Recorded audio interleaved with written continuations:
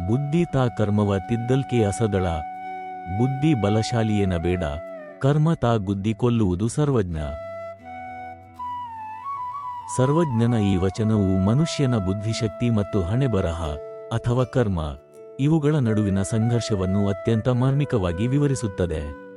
ಇದರ ಆಳವಾದ ವಿಶ್ಲೇಷಣೆ ಇಲ್ಲಿದೆ. ಮನುಷ್ಯನು ತನ್ನ ಬುದ್ಧಿವಂತಿಕೆಯಿಂದ ಏನನ್ನು ಬೇಕಾದರೂ ಸಾಧಿಸಬಹುದು, ವಿಧಿಯನ್ನೇ ಬದಲಿಸಬಹುದು ಎಂದು ಅಹಂಕಾರ ಪಡುತ್ತಾನೆ.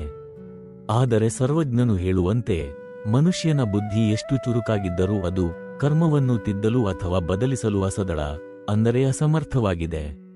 ನಮ್ಮ ಬುದ್ಧಿ ನಮ್ಮ ನಿಯಂತ್ರಣದಲ್ಲಿದೆ ಎಂದು ನಮಗೆ ಅನಿಸುತ್ತದೆ, ಆದರೆ ಅದು ಸಂದರ್ಭಕ್ಕೆ ತಕ್ಕಂತೆ ಕೆಲಸ ಮಾಡುವುದು ನಮ್ಮ ಕರ್ಮದ ಫಲವನ್ನು ಅವಲಂಬಿಸಿರುತ್ತದೆ. ಬುದ್ಧಿ ಬಲಶಾಲಿಯೇನ ಬೇಡ ಎನ್ನುವ ಮೂಲಕ ಸರ್ವಜ್ಞನು ಮನುಷ್ಯನ ಅಹಂಕಾರಕ್ಕೆ ಎಚ್ಚರಿಕೆ ನೀಡುತ್ತಾನೆ. ನಾವು ಎಷ್ಟೇ ದೊಡ್ಡ ಯೋಜನೆಯನ್ನು ರೂಪಿಸಿದರೂ ಕಾಲ ಕೂಡಿ ಬರದಿದ್ದರೆ, ಅಂದರೆ ಕರ್ಮಫಲ ನೀಡದಿದ್ದರೆ ಅದು ಯಶಸ್ವಿಯಾಗುವುದಿಲ್ಲ. ಕರ್ಮ ಎಂಬುದು ಅದೃಶ್ಯ ಶಕ್ತಿಯಾಗಿದ್ದು ಅದು ಮನುಷ್ಯನ ತರ್ಕಕ್ಕೆ ನಿಲುಕದ ರೀತಿಯಲ್ಲಿ ಬಂದು ಅಪ್ಪಳಿಸುತ್ತದೆ. ಗುದ್ದಿ ಕೊಲ್ಲುವುದು ಎಂದರೆ ವಿಧಿಯ ಆಟ ಅಥವಾ ಕರ್ಮದ ಹೊಡೆತ ಅಷ್ಟು ತೀವ್ರವಾಗಿರುತ್ತದೆ ಎಂದರ್ಥ. ಒಬ್ಬ ವ್ಯಕ್ತಿ ಎಷ್ಟೇ ಬುದ್ಧಿವಂತನಾಗಿದ್ದರೂ ಸಹ ಕರ್ಮವು ಎದುರಾದಾಗ ಅವನ ಬುದ್ಧಿ ಕೆಲಸ ಮಾಡದಂತೆ ಅಥವಾ ತಪ್ಪಾದ ನಿರ್ಧಾರ ತೆಗೆದುಕೊಳ್ಳುವಂತೆ ಮಾಡುತ್ತದೆ. ಇದನ್ನು ಕನ್ನಡದಲ್ಲಿ ವಿನಾಶಕಾಲೆ ವಿಪರೀತ ಬುದ್ಧಿ ಎಂದು ಕರೆಯುತ್ತಾರೆ. ಇಂದಿನ ಜಗತ್ತಿನಲ್ಲಿ ನಾವು ತಂತ್ರಜ್ಞಾನ ಮತ್ತು ಜ್ಞಾನದಿಂದ ಎಲ್ಲವನ್ನೂ ಗೆಲ್ಲಬಹುದು ಎಂದು ನಂಬಿದ್ದೇವೆ.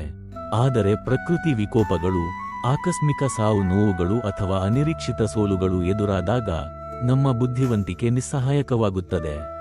ಈ ವಚನವು ಮನುಷ್ಯನಿಗೆ ವಿನಯವನ್ನು ಕಲಿಸುತ್ತದೆ.